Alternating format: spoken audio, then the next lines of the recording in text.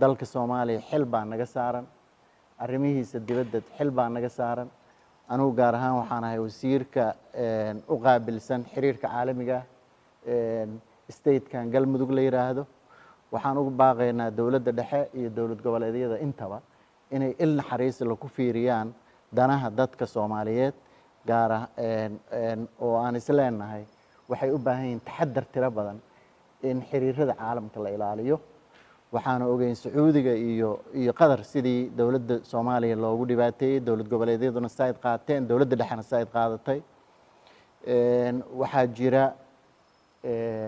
sidii loo eriyay ergagii qaramada midoobay oo aan islahayn jidkii saxda ahaa lama marin hadda waxaa jira dawladda dhexe iyo dawladda Kenya inay xiriirkii kala qaateen malihin cid hebel qaldan malihin cid hebel saxan laakiin waxaan leenahay wasiirada arrimahaas quseeyaan ee dhinaca arrimaha dibadda ee dawladda dhexe iyo cidda u qaabilsan dawlad goboleedyada arrimaha dibadda ama xiriirka caalamka inay arintaas si dhow uga wada tashtaan aan isugu nimaadno anigu waxaan jeclaan lahaa inaan kulligood galmudug ku martiqaado halkan noogu yimaadaan insha Allah waxaan leenahay aan dalkeenana u naxno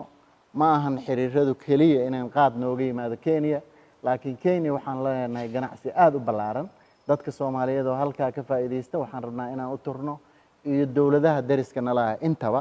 dawladda dhexe ma cambaaraynayno arintaas kuma eedeynayno laakiin waxaan rabnaa wada tashi ballaaran inaanu ka yeelano maadaama xil naga saaran yahay ayatiinka dadkeena ku nool galmudug iyo guud ahaan dalkaba